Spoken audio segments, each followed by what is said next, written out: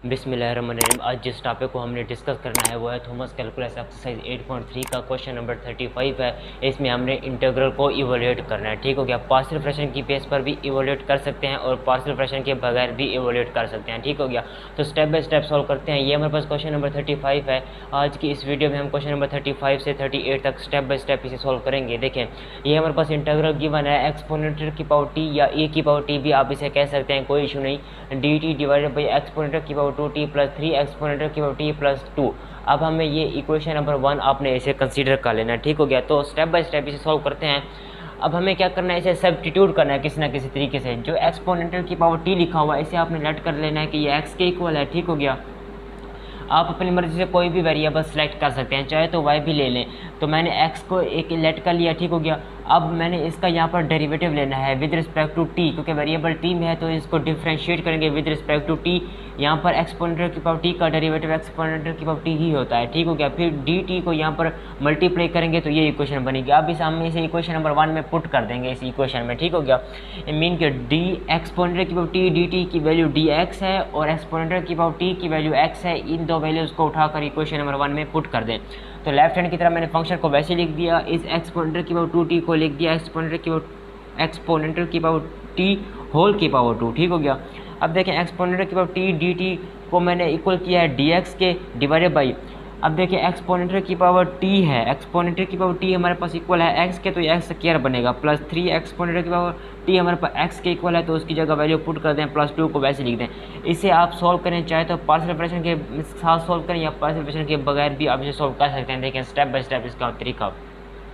तो यहाँ पर मैंने इसके फैक्टर बनाए हैं। ठीक हो गया।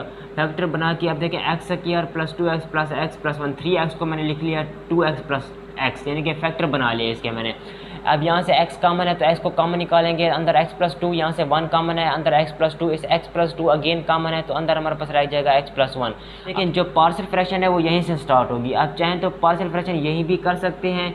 अगर आप पार्शियल फ्रैक्शन नहीं करना चाहते तो विदाउट तरीका इसका ये है, देखें डायरेक्ट तरीका x प्लस 2 में से सब्ट्रैक्ट करते हैं x प्लस 1 को और इसे ऊपर लिखें इस तरह से। ठीक हो गया। क्योंकि ये x इस माइनस x से कैंसिल होगा, प्लस 2 में से 1 को आप सब्ट्रैक्ट करेंगे तो 1 रह जाएगा, ऊपर 1 ही लिखा हुआ है, कोई इशू नहीं। ठीक हो गया। आप चाहें तो यहाँ पर पार्शियल फ्रैक्शन भी कर सकते हैं। अगर पार्शियल फ्रैक्शन आपको नहीं करनी तो इस टर्म में से इस टर्म को सब्ट्रैक्ट कर दें और ऊपर उसे लिख दें। ठीक हो गया। तो इस तरह से देखें। अब क्योंकि क्वेश्चन की स्टेटमेंट में उसने ये नहीं पूछा कि आपने पार्शियल फ्रैक्शन की बेस पर इंटीग्रल को इवोल्यूट करना है, उसने बस जस्ट बोला है कि आपने इंटीग्रल को इवोल्यूट करना है। तो हमारी अपनी मर्जी है हम पार्शियल फ्रैक्शन यूज़ करें या ना यूज़ करें। ठीक हो गया। तो मैंने यहाँ पर इसका डायरेक्ट ये वाला रूल यहाँ पर यूज़ कर दिया है। एलसीएम को ब्रेक करेंगे, x प्लस 2 को डिवाइड करेंगे x plus 2 into x plus 1 से, फिर x प्लस 1 को डिवाइड करेंगे x प्लस 2 एक्स प्लस 1 से, इस तरह। अब जो टर्म कैंसिल आउट होगी उसे कैंसिल करेंगे। देखिए x प्लस 2 से x प्लस 2 कैंसिल होगा, x प्लस 1 से x प्लस 1 कैंसिल होगा, जो टर्म रह जाएगी आपने उसे अलग लिख लेना है। ठीक हो गया। इसको इंटीग्रेट अलग से करें, इसको इंटीग्रेट अलग से करें, कुछ इस तरह से। देखें ये आपके पास गिवन है 1 over x plus 1 D x minus 1 over x plus 2 D x. नीचे फंक्शन ऊपर उसका डेरिवेटिव हो तो नेचुरल लॉग लेकर फंक्शन लिखते हैं, इसी तरह माइनस फिर नीचे फंक्शन ऊपर उसका डेरिवेटिव है। लॉग की प्रॉपर्टी है कि अगर सब्ट्रैक्शन हो रही है तो डिवाइड होंगे, ये फर्स्ट फैक्टर के नीचे सेकंड फैक्टर। अब बैक सब्स्टिट्यूट करेंगे, ये हमारे पास फाइनल इसका आंसर आया है। x को हमने लेट किया था एक्सपोनेंटर की पावर t या x e की पावर t के, तो बैक इसकी सब्स्टिट्यूट करेंगे तो x की जगह पुट करेंगे एक्सपोनेंटर की पावर t, जहाँ x होगा उसकी जगह एक्सपोनेंटर की power t plus 1 divided by exponential की power t plus 2 plus e। ठीक हो गया। तो हमारे पास इसकी इंटीग्रेशन एक्सपोनेंटर की power t dt divided by exponential की पावर 2t प्लस 3 एक्सपोनेंटर की पावर t प्लस 2 की इंटीग्रेशन का आंसर हमारे पास ये आएगा। ठीक हो गया। इसी तरह क्वेश्चन नंबर 36 को स्टेप बाय स्टेप सॉल्व करते हैं इसी मेथड से। देखें ये हमारे पास क्वेश्चन नंबर 36 है कि इंटीग्रेशन एक्सपोनेंटर की पावर 4t प्लस 2 एक्सपोनेंटर की पावर 2t माइनस एक्सपोनेंटर की power t divided by exponential की पावर 2t प्लस 1 dt। ठीक हो गया। तो स्टेप बाय स्टेप इसे सॉल्व करते हैं। ठीक हो गया। तो आपने इसे कुछ इस तरह सॉल्व करना है। देखें इसको मैं लिख सकता हूँ इंटीग्रेशन, इसमें से एक्सपोनेंटर की पावर t को मैं कॉमन निकाल रहा हूँ तो अंदर आपके पास रह जाएगा इंटू एक्सपोनेंटर की पावर 3t। ठीक हो गया। प्लस 2, यहाँ से एक t को कॉमन ले लिया तो एक्सपोनेंटर की पावर t माइनस 1। ठीक हो गया। और ये आपके पास dt होल डिवाइडेड बाई इस फैक्टर को लिखेंगे गिवन एक्सपोनेंटर की पावर 2t प्लस 1 के। ठीक हो गया। तो इस एक्सपोनेंटर की पावर 2t को मैं इसके साथ लिख देता हूँ। ठीक हो गया। तो यहाँ पर कॉमन लिखने की बजाय मैं एक्सपोनेंटर की पावर t को यहाँ पर लिख लेता हूँ और इस dt को साथ में इसे मल्टीप्लाई कर देता हूँ। अब ये मेरे पास इक्वेशन नंबर 1 है। अब आपने इसकी सब्स्टिट्यूशन करनी है कुछ इस तरह से। देखें लेट कर लें कि आपके पास जो फंक्शन गिवन है ये एक्सपोनेंट की पावर टी को x के इक्वल कर लें, या जो भी आप वेरिएबल सेलेक्ट करना चाहें अपनी मर्जी से कर सकते हैं, कोई इशू नहीं। इसको डिफरेंशिएट करें with respect to variable t, तो यहाँ से t x is equal to exponent की पावर टी डी टी के इक्वल आएगा। ठीक हो गया। इन दो वैल्यूज़ को उठाकर इक्वेशन नंबर 1 में पुट करें कुछ इस तरह से। देखें ये फैक्टर गिवन है, इसे वैसे लिखा रहने दें सबसे पहले। अब देखें इसे मैं लिख सकता हूँ एक्सपोनेंट की पावर 3t को मैं लिख सकता हूँ एक्सपोनेंट की पावर t होल की पावर 3 प्लस 2 एक्सपोनेंट की पावर t माइनस 1, ठीक हो गया, इनटू जो गिवन है एक्सपोनेंट की पावर t dt, ठीक हो गया, डिवाइडेड बाई नीचे हमारे पास फंक्शन गिवन है एक्सपोनेंट की पावर 2t प्लस 1 के। ठीक हो गया। आपने वैल्यूज़ को पुट करना है यहाँ पर कुछ इस तरह से। देखिए इंटीग्रेशन को वैसे लिखें, एक्सपोनेंट की पावर t इक्वल है x के, तो x की वैल्यू को पुट कर दें और उसकी पावर 3 को आपने वैसे लिखा रहने देना है, प्लस 2 एक्सपोनेंट की पावर t हमारे पास x के इक्वल है, ये वैल्यू पुट करें, माइनस 1 को वैसे लिखा रहने दें। एक्सपोनेंट की पावर t dt ये इक्वल है dx के, तो यहाँ पर इसकी जगह आपने dx लिखना है, होल डिवाइडेड बाई एक्सपोनेंट की पावर 2t। बेसिकली एक्सपोनेंट की पावर t होल की पावर 2 लिखा हुआ है, तो एक्सपोनेंट की पावर t x के इक्वल है तो x की पावर 2 बनेगा, प्लस 1 को आपने वैसे लिख देना है। ठीक हो गया। इसको आपने किसी न किसी तरीके से सॉल्व करना है आगे, ठीक हो, चाहे तो पासिव फ्रैक्शन करें या विदाउट पासिव फ्रैक्शन की बेस पर भी आप इसे सॉल्व कर सकते हैं, कोई इशू नहीं है। ठीक हो गया। देखें अब इसे मैं लिख सकता हूँ अपनी आसानी के लिए, यहाँ पर देखें इंटीग्रेशन एक्सपोनेंट की पावर 3t प्लस 2 एक्सपोनेंटल की power t minus 1 divided by exponential की पावर 2t प्लस 1 और ये dt ये इक्वल है इंटीग्रेशन।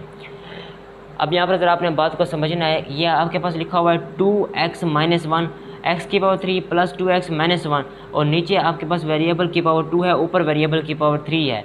हमने पहली वाली वीडियो में पहले ही डिस्कस कर चुके हैं कि अगर ऊपर वेरिएबल की पावर 3 ज़्यादा हो बनिस्बत नीचे वाले वेरिएबल की पावर से तो वो इम्प्रॉपर फ्रैक्शन होती है। इस इम्प्रॉपर फ्रैक्शन को सबसे पहले आपने प्रॉपर फ्रैक्शन में कन्वर्ट करना है कुछ इस तरह से। देखें किस तरह के ऊपर वाली फैक्टर को आपने अंदर रखना है कुछ इस तरह से, x की पावर 3 प्लस 2x माइनस 1 इसे आपने डिवाइड करना है प्रॉपर फ्रैक्शन में कन्वर्ट करने के लिए नीचे वाले फैक्टर से x स्क्वायर प्लस 1 से। तो अब आपने इसे x से मल्टीप्लाई करना है ताकि यहाँ पर x की पावर 3 बन जाए, तो x से मल्टीप्लाई करेंगे तो x की पावर 3, फिर इस x को अंदर 1 से मल्टीप्लाई करेंगे तो प्लस x बनेगा। ठीक हो गया। अब सब्ट्रैक्शन में ये जो साइन होते हैं वो चेंज होते हैं, प्लस है तो माइनस हो जाएगा। ठीक हो गया। इससे ये कट जाएगा, 2x में से माइनस x तो पॉजिटिव x और ये इस माइनस 1 को वैसे लिख देते हैं। अब इसकी जगह मैं ये फैक्ट लिख सकता हूँ कि आपके पास question plus reminder divided by divisor, तो आपके पास ये बनेगा x plus x minus 1 divided by x square plus 1 के। तो ये चीज़ आपने यहाँ पर पुट करनी है, तो आपके पास बनेगा x plus x minus 1 divided by x square plus 1 और ये dx के। ठीक हो गया। मीन के इसको जब आप पार्शियल फ्रैक्शन की बेस पर सॉल्व करने से पहले जब डिवाइड करेंगे, डिवाइड करने के बाद question plus reminder divided by divisor का रूल लगाकर जो आपके पास फंक्शन आएगा उसकी फंक्शन में आपने ये वैल्यू को पुट करना है। ठीक हो गया। तो अब मैं इसे रेज करने लगा हूँ, फिर इसे स्टेप बाय स्टेप सॉल्व करते हैं। इस फंक्शन को इंटीग्रेट अलग से करें, इस फंक्शन को इंटीग्रेट अलग से करें, तो मैं इसे x की इंटीग्रेशन अलग से लूँगा। ठीक हो गया। और प्लस x को भी डिवाइड कर दें x स्क्वायर प्लस 1 के ऊपर। ठीक हो गया। एलसीएम ब्रेक कर दें, x को भी डिवाइड कर दें x स्क्वायर प्लस 1 के ऊपर, फिर माइनस 1 को भी डिवाइड कर दें x स्क्वायर प्लस 1 के ऊपर और उसकी इंटीग्रेशन अलग से लें। अब देखिए मैं कहता हूँ कि नीचे फंक्शन हो ऊपर उसका डेरिवेटिव हो तो क्या करना पड़ेगा, 2 से मल्टीप्लाई करना पड़ेगा और 2 से इक्वेशन को डिवाइड करना पड़ेगा। तो यहाँ पर देखें इसकी पावर में एक ऐड करेंगे तो x square divided by 2 plus 1 upon 2, नीचे फंक्शन ऊपर उसका डेरिवेटिव हो तो नेचुरल लॉग लिखकर फंक्शन लिखते हैं x स्क्वायर प्लस 1 माइनस नीचे फंक्शन है। अब देखिए यहाँ पर 1/1 प्लस एक्स स्क्वायर है तो वो tan इनवर्स x के इक्वल होते हैं इसकी इंटीग्रेशन। ठीक हो गया। tan इनवर्स x और ये प्लस c। अब आपने बैक सब्स्टिट्यूट करनी है कि x को आपने लेट किया था एक्सपोनेंट की पावर t से, अब x की जगह वैल्यू पुट करें e की पावर t को। ठीक हो गया। तो मैं यहाँ लिख सकता हूँ इसे कि e की पावर 2t बनेगा divided by 2 plus 1 upon 2 natural log into exponent की पावर 2t या e की power 2t minus tan inverse x की जगह e की पावर t आपने पुट करना है और ये प्लस ये आपके पास फाइनल इसका ये आंसर आएगा। ठीक हो गया। बहुत ही आसान है क्वेश्चन, ज़रा आपने बात को समझना है कि इंटीग्रेशन में आपके पास गिवन है एक्सपोनेंट की पावर t को कॉमन निकाल लें, यहाँ पर एक्सपोनेंट की पावर t dt रह जाएगा, फिर e की पावर t को x के इक्वल पुट करेंगे, इसको डिफ्रेंशिएट करेंगे विद रिस्पेक्ट टू x इन दो वैल्यूज़ को इस इक्वेशन में पुट करेंगे तो आपके पास ये आंसर आएगा। अब मैंने सोचा कि इसमें पार्शियल फ्रैक्शन की बेस पर सॉल्व करता हूँ, लेकिन देखा तो ये इक्वेशन हमारे पास प्रॉपर फ्रैक्शन नहीं है, ये इम्प्रॉपर फ्रैक्शन है। इस इम्प्रॉपर फ्रैक्शन को सबसे पहले आपने प्रॉपर फ्रैक्शन में कन्वर्ट करना है लॉन्ग डिवीजन की बेस पर। तो मैंने इसे डिवाइड किया था, इसका जो आंसर आया था वो मैंने यहाँ पर लिख दिया। ठीक हो गया, question plus reminder divided by divisor के हिसाब से। अब इन दोनों की इस दोनों को मैंने जस्ट इंटीग्रेट कर दिया तो इसका आंसर आ गया। ठीक हो गया। इसी तरह क्वेश्चन नंबर 37 को स्टेप बाय स्टेप सॉल्व करते हैं। बस क्वेश्चन नंबर 37 है कि integration cos y dy divided by sin square y plus sin y minus x की इंटीग्रेशन। हमने इंटीग्रल को इवैल्यूएट करना है अपने मेथड से। कोई भी मेथड हम यहाँ पर यूज़ कर सकते हैं, चाहे तो पार्शियल फ्रैक्शन यूज़ करें, चाहे सब्स्टिट्यूट करें, या डायरेक्ट कोई भी मेथड आप यूज़ कर सकते हैं। आप देखें मैं यहाँ पर सब्स्टिट्यूट करता हूँ इक्वेशन को। ठीक हो गया, मैं लेट कर लेता हूँ कि हमारे पास जो गिवन है फंक्शन के साइन y, इसे मैं x के इक्वल कर लेता हूँ कि x is equal to sine y के। अब देखें वेरिएबल y में है तो इसको डिफ्रेंशिएट करें विद रिस्पेक्ट टू y, तो मैं इसे लिख सकता हूँ dx डिवाइडेड बाई dy, फिर dy को यहाँ पर मल्टीप्लाई कर देंगे तो साइन y का डेरिवेटिव हमारे पास cos y के इक्वल होता है, फिर y का डेरिवेटिव dy। अब इन दो वैल्यूज़ को अपने इस इक्वेशन में पुट करना है। ठीक हो गया, आप चाहें तो इसे इक्वेशन नंबर 1 का नाम दें और कहें कि इन दो वैल्यूज़ को इस इक्वेशन में पुट करें। तो देखें इसे मैं लिख सकता हूँ, आपके पास गिवन है इंटीग्रेशन cos y, ठीक हो गया, dy डिवाइडेड बाई नीचे आपके पास गिवन है sine square y plus sign y minus 6 के। ठीक हो गया, आपने वैल्यू को पुट करना है। देखें cos y dy इक्वल है dx के, तो इंटीग्रेशन इसकी जगह dx पुट करते हैं डिवाइडेड बाई साइन y आपके पास इक्वल है x, तो ये बनेगा x का स्क्वायर, साइन y इक्वल है x के, तो ये प्लस x और ये माइनस x को आपने वैसे ही लिख देना है, कोई इशू नहीं। ठीक हो गया, अब आपने इसे स्टेप बाय स्टेप सोल्व करना है। देखें ऊपर इसे मैं लिख सकता हूँ dx डिवाइडेड बाई, इसे मुझे फैक्टर बनाना है किसी न किसी तरीके से। देखें x क्या है, इसे मैं लिख सकता हूँ plus 3x minus 2x minus 6, आपने इसके फैक्टर बनाने हैं इस तरह से। ठीक हो गया, 3x में से 2x को सेपरेट करेंगे तो x इन दोनों को मल्टीप्लाई करेंगे तो माइनस 6x स्क्वायर बनेगा। ठीक हो गया, दोनों शर्तें पूरी होती हैं फैक्टराइजेशन की। ठीक हो गया, तो इसे मैं लिख सकता हूँ इंटीग्रेशन, ऊपर आपके पास गिवन है dx डिवाइडेड बाई, इस फैक्टर में से आपने x को कॉमन लेना है तो आपके पास बनेगा x प्लस 3। ठीक हो गया, इस फैक्टर में से आपने माइनस 2 को कॉमन लेना है तो अंदर आपके पास x प्लस 3 के इक्वल बने आएगा। ठीक हो गया, माइनस 2x माइनस और प्लस माइनस 6 बनेगा, ये आएगा। इस फैक्टर में से अगेन आपके पास x प्लस 3 ये है, x प्लस 3 ये है, ये आपके पास कॉमन है, आपने इस फैक्टर में से कॉमन निकालना है। ठीक हो गया, तो मैं यहाँ पर इसे सोल्व करता हूँ। देखें तो आपने इस फैक्टर को वैसे लिखा रहने देना है लेफ्ट हैंड की तरफ, तो मैं इसे अगेन लिख देता हूँ। देखें लेफ्ट हैंड की तरफ जो फंक्शन था उसे मैंने वैसे लिख दिया, इज इक्वल टू इस स्टेप के आगे जो नेक्स्ट स्टेप आता है उसे मैं यहाँ पर सोल्व करने लगा हूँ। ठीक हो गया, ऊपर आपके पास गिवन है dx डिवाइडेड बाई, नीचे देखें आपके पास x इंटू एक्स प्लस 3 है, x प्लस 3 ये भी है, x प्लस 3 ये भी है, इसका मतलब है x प्लस 3 आपके पास कॉमन है, फिर आपने इंटू आपके पास फिर x माइनस 2 वाला फैक्टर है तो x माइनस 2 को लिखें। अब आपने यहाँ पर ज़रा बात को समझना है। देखें जब दो फैक्टर डिवीजन के नीचे आपस में मल्टीप्लाई हो रहे हों तो उसकी पार्शियल फ्रैक्शन की जाती है, लेकिन दूसरा डायरेक्ट इसका तरीका ये है, अगर आप पार्शियल फ्रैक्शन नहीं करना चाहते क्योंकि उससे क्वेश्चन लेंथी हो जाता है, अगर आप इसे पार्शियल फ्रैक्शन की बेस पर सॉल्व नहीं करना चाहते तो दूसरा तरीका ये होता है कि नीचे वाले दोनों फैक्टर को उठाकर ऊपर जाकर सेपरेट कर देते हैं। जो बड़ा फैक्टर x प्लस 3 होता है उसे सेपरेट कर दें x माइनस 2 के ऊपर, कुछ इस तरह से। देखें तो इसे मैं लिख सकता हूँ अपनी आसानी के लिए, जो इंटीग्रेशन ऊपर आपके पास गिवन है इस x प्लस 3 को ऊपर लिखें x प्लस 3, ठीक हो गया, minus into x minus 2 whole divide करें इस फैक्टर के ऊपर x plus 3 into x minus 2। ये आपके पास डायरेक्ट तरीका है कि अगर आपने पार्शियल फ्रैक्शन नहीं करनी तो इस तरीके से भी आप सोल्व कर सकते हैं कि नीचे वाले दो फैक्टर को ऊपर उठाकर लिखें और दोनों को सेपरेट कर दें। देखें जब ये x है पॉजिटिव x है और ये माइनस x है, जब माइनस के अंदर मल्टीप्लाई करेंगे तो पॉजिटिव x है माइनस x कैंसिल आउट हो जाएगा। अब देखें यहाँ ये हमारे पास 3 है और ये हमारे पास माइनस और माइनस पॉजिटिव हो जाएंगे 2 प्लस 3 कितना होता है 5 होता है। तो यहाँ पर हमारे पास 5 होना चाहिए किसी ना किसी तरह में। अगर यहाँ पर 5 होगा, अब यहाँ देखें यहाँ पर अगर 5 होगा तो ही ये इस तरह हम इसे सोल्व कर सकते हैं, अदरवाइज़ हमें यहाँ पर इसका लिखने का यहाँ पर कोई मतलब नहीं है। ठीक हो गया, तो यहाँ पर हमें किसी ना किसी सूरत में 5 को लाना है तो क्या करना पड़ेगा इस इक्वेशन को। तो मैं क्या करता हूँ कि इस इक्वेशन को डिवाइड कर देता हूँ 5 के ऊपर और मल्टीप्लाई कर देता हूँ 5 को। ठीक हो गया, इस इक्वेशन को कुछ इस तरह से। देखें तो मैं इसे डिवाइड कर देता हूँ 5 के ऊपर और मल्टीप्लाई कर देता हूँ 5 के साथ। तो मैंने ये मल्टीप्लाई कर लिया 5 के साथ और डिवाइड करेंगे 1 डिवाइडेड बाई 5 के ऊपर, कुछ इस तरह से। 5 से 5 कट जाएगा हमारे पास, ये इसकी ये शर्त भी पूरी हो जाएगी। इस 1 और 5 को आपने वैसे ही लिखा रहने देना, कुछ नहीं करना, ठीक हो गया। तो आपने इसे आगे सिंप्लीफाई करना है कुछ इस तरह से। देखिए ये हमारे पास 1 डिवाइडेड बाई 5 लिखा हुआ है, उसे वैसे लिख दें। अब एलसीएम को ब्रेक कर दें कुछ इस तरह से। देखें इंटीग्रेशन x प्लस 3 को भी डिवाइड करें इस फैक्टर के ऊपर, गिवन है आपके पास x plus 3 into x minus 2 के ऊपर, फिर माइनस x माइनस 2 को भी आपने डिवाइड करना है इस होल फैक्टर के ऊपर x plus 3 into x minus 2 के ऊपर, और ये इस dx को आपने वैसे ही लिख देना है, कोई इशू नहीं, ठीक हो गया। तो 1 और 5 कांस्टेंट वैल्यू है, इसलिए इसे वैसे ही लिखा रहने दें जैसा कि गिवन है। x प्लस 3 से x प्लस 3 कैंसिल और x माइनस 2 से x माइनस 2 कैंसिल आउट होगा। तो इसे मैं लिख देता हूँ into integration 1 upon x minus 2 dx, ठीक हो गया। माइनस इंटीग्रेशन, इसकी इंटीग्रेशन अलग से लें तो 1 अपॉन x प्लस 3 और ये आपके पास dx होगा, ठीक हो गया।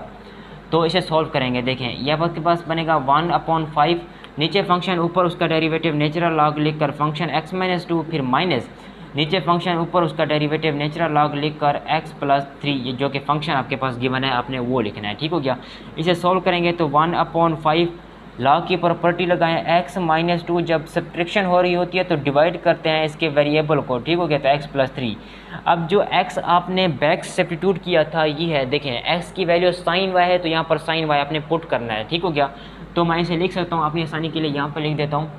देखें तो सॉल्व करेंगे तो 1 अपॉन 5 नेचुरल लॉग x की जगह आपने लिखना है साइन y, बैक सब्स्टिट्यूट करेंगे तो -2 divided by sine y plus 3 के, ठीक हो गया। तो आपके पास ये इसका आंसर आएगा। तो देखें इसे पार्शियल फ्रैक्शन की बेस पर सॉल्व करते तो पूरा का पूरा वाइट बोर्ड भर जाता।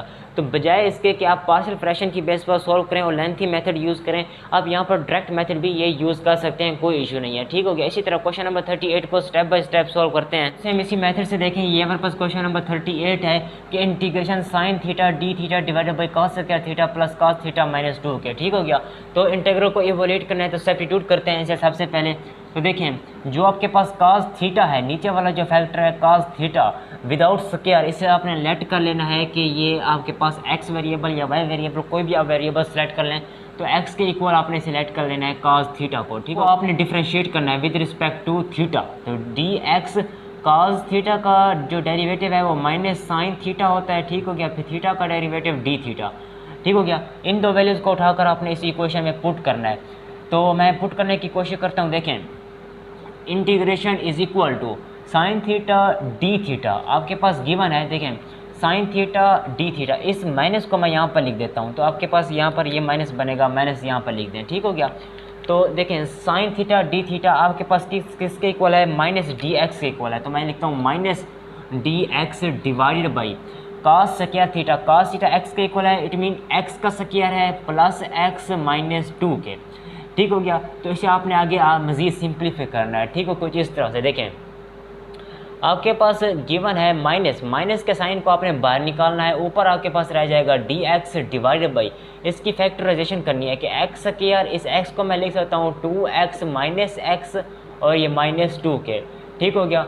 फिर माइनस इंटीग्रेशन, तो देखें आपके पास ये 2x है, आपने क्या करना है कि इस फैक्टर में से x को कॉमन निकाल लेना है। तो ऊपर आपके पास dx डिवाइडेड बाई, नीचे आपके पास रह जाएगा x, कॉमन निकालेंगे यहाँ इस फैक्टर से तो x इंटू एक्स प्लस 2, यहाँ से -1 को कॉमन निकालेंगे तो x प्लस 2 अंदर रह जाएगा, ठीक हो गया। Is equal to minus integration of dx divided by, नीचे में से अगेन कॉमन है x plus 2 into x minus 1 को आपने कुछ नहीं करना, वैसे लिखा रहने देना है, ठीक हो गया। तो आपने इसे आगे मज़ीद सिंप्लीफाई करना है कुछ इस तरह से। देखें आपके पास गिवन है इंटीग्रेशन में, तो इसे मैं क्या करता हूँ 3 से मल्टीप्लाई करता हूँ, 3 से डिवाइड करता हूँ। बताता हूँ मैं 3 से मल्टीप्लाई क्यों कर रहा हूँ और 3 से इसे डिवाइड क्यों कर रहा हूँ इस इक्वेशन को, ठीक हो गया। dx divided by x plus 2 into x minus 1। मैंने इसकी कोई पार्शियल फ्रैक्शन नहीं करनी, अगर आपने इसकी पार्शियल फ्रैक्शन करनी है तो इस वाले मेथड से आगे आपने इसे पार्शियल फ्रैक्शन की बेस पर सोल्व करें। इसका जो आंसर आएगा पार्शियल फ्रैक्शन की बेस पर सोल्व करने से अगेन इस इक्वेशन में पुट करके सिंप्लीफाई करेंगे तो फाइनल आंसर आ जाएगा। लेकिन अगर आप इसे पार्शियल फ्रैक्शन की बेस पर सोल्व नहीं करना चाहते तो जिस तरह मैंने मेथड क्वेश्चन नंबर 37 में बताया बिल्कुल आप उसी मेथड से डायरेक्ट सोल्व कर सकते हैं। 1 मिनट में आपके पास इसका आंसर आ जाएगा। देखें, तो मैंने कहा कि जब डिवीजन के नीचे 2 फैक्टर हों x+2 इंटू x-2, इससे आपने अगर पार्शियल फ्रैक्शन की बेस पर सोल्व नहीं करना, डायरेक्ट मेथड से सोल्व करना चाहते हैं तो इन 2 फैक्टर को ऊपर ले जाकर सब्ट्रैक्ट कर दें और उसका जो आंसर आएगा उस आंसर से उसको सिंप्लीफाई करने से उसका जो आंसर आएगा उस आंसर को डिवाइड भी कर दें, मल्टीप्लाई भी कर दें। अब यहाँ पर ज़रा बात को समझिएगा। देखें, नीचे वाले 2 फैक्टर क्या हैं आपके पास? नीचे वाले 2 फैक्टर हैं आपके पास x+2, ठीक हो गया, इंटू x-1। मैंने कहा इसे ऊपर ले जाकर सब्ट्रैक्ट करें, तो जब से आपने इसे ऊपर ले जाकर सब्ट्रैक्ट करेंगे तो आपके पास बनेगा x+2 minus x-1। First factor में से सेकंड फैक्टर को सब्ट्रैक्ट कर दें। अब आपने इसे सॉल्व करना है। देखें, ऐसे मैं लिख सकता हूँ x+2 माइनस को अंदर मल्टीप्लाई करेंगे तो -x+1। इसे सॉल्व करेंगे तो x से पॉजिटिव x कैंसिल आउट होगा, इस x से ये x, ठीक हो गया, इस x से ये x कैंसिल आउट हो जाएगा, 2 + 1 3 आंसर आएगा। इस 3 को आपने डिवाइड भी करना है, मल्टीप्लाई भी करना है इस इक्वेशन के साथ, ठीक हो गया। डिवाइड करने के बाद नेक्स्ट टाइम मैं आपको बताता हूँ कि आपने इसे किस तरह से सिंप्लीफाई करना है। इसे मैं इरेज कर देता हूँ, ठीक हो गया, कि किसी ना किसी तरीके से इस फैक्टर को सिंप्लीफाई करना है। देखें, इसे मैं लिख सकता हूँ -1 डिवाइडेड बाई 3। इस फैक्टर से आपने ऊपर लिख लेना है इसे। देखें, नीचे वाले फैक्टर को उठाकर इसे ऊपर आपने सेपरेट कर देना है, तो ये बनेगा x+2 minus into x-1 divided by x+2 into x-1। अगर आपको यहाँ पर बात समझ में नहीं आ रही तो ज़रा बात को समझिएगा। मैंने इन 2 फैक्टर को ऊपर ले जाकर सब्ट्रैक्ट कर दिया क्योंकि इन 2 को जब मैं सॉल्व करूँगा तो इसका आंसर 3 ही आएगा और कोई नहीं आएगा, ठीक हो गया। तो इसे आगे मज़ीद सिंप्लीफाई करते हैं इस वाले फैक्टर के ऊपर, ठीक हो गया। तो मैं यहाँ पर इसे अगेन लिख लेता हूँ इस क्वेश्चन को। देखें, पास वो लिखें, आपके पास गिवन है -1 divided by 3 -1 divided by 3 integration. तो इंटीग्रेशन के बाद आपने उनके एलसीएम को ब्रेक कर देना है। देखें, x+2 को भी डिवाइड कर दें x+2 इंटू x-1 के ऊपर। तो मैं लिखता हूँ x+2, इसे आपने डिवाइड करना है x+2 के ऊपर इंटू x-1 के ऊपर, फिर दरमियान में माइनस का साइन है, इंटू x-1 को भी डिवाइड कर दें x+2 के ऊपर इंटू x-1 के ऊपर, और आपके पास ये dx है, ठीक हो गया। तो आपने इसे आगे मज़ीद सिंप्लीफाई करना है। देखें, जो चीज़ कैंसिल आउट होते हैं उसे कैंसिल करें। x+2 से x+2 कैंसिल आउट होगा, x-1 से x-1 कैंसिल आउट होगा, बाकी की आपने जस्ट इंटीग्रेशन करनी है कुछ इस तरह से। देखें, तो मैं इसे लिखता हूँ कि is equal to -1 divided by 3। इसकी इंटीग्रेशन अलग से करें और इसकी इंटीग्रेशन आपने अलग से करें कुछ इस तरह से। देखें, integration of 1 divided by x-1, ठीक हो गया, 1 डिवाइडेड बाई x-1 dx, फिर minus integration of 1 divided by x+2 और इसकी इंटीग्रेशन अलग से कुछ इस तरह से। तो इसे सॉल्व करेंगे, आपके पास फाइनल इसका आंसर आएगा। देखें, -1 डिवाइडेड बाई 3 के, तो नीचे फंक्शन, ऊपर उसका डेरिवेटिव नेचुरल लॉग लिखकर फंक्शन x-1, फिर माइनस नेचुरल लॉग लिखकर फंक्शन x+2 के, तो कुछ इस तरह से। अब देखें, सब्ट्रैक्शन है तो इसका मतलब है आपने इसे यहाँ पर डिवाइड करना है कुछ इस तरह से। देखें, आपके पास गिवन है -1 डिवाइडेड बाई 3, तो -1 डिवाइडेड बाई 3 को वैसे लिखें नेचुरल लॉग ऑफ, आपके पास गिवन है x-1 डिवाइडेड बाई, नीचे आपके पास फैक्टर है x+2 के। अब आपने बैक सब्स्टिट्यूट करनी है, मीन के x को आपने लेट किया था cos थीटा के, तो x की जगह आपने cos थीटा पुट करना है। -1 divided by 3 natural log into x की जगह आपने cos थीटा जब सब्स्टिट्यूट किया था तो पुट किया था, ठीक हो गया। अब इसी तरह बैक सब्स्टिट्यूट करेंगे तो ज़ाहिर सी बात है एक्स की जगह cos थीटा पुट करना पड़ेगा और ये cos थीटा +2 के, तो इसका हमारे पास ये आंसर आएगा, ठीक हो गया। फाइनल हमारे पास इसकी integration sin theta d theta divided by cos theta plus cos theta -2 के इंटीग्रेशन का आंसर ये आएगा। आप साथ में +c भी लिखना चाहें तो लिख सकते हैं, वो कोई एनी कांस्टेंट है, ठीक हो गया। तो आज की इस वीडियो में हमने इंटीग्रल को इवोल्यूट करना सीखा है और एक्सरसाइज में क्वेश्चन 35 to 38 तक स्टेप बाय स्टेप सॉल्व किए हैं, ठीक हो गया। बहुत शुक्रिया, मिलते हैं नेक्स्ट वीडियो में, तब तक के लिए अल्लाह।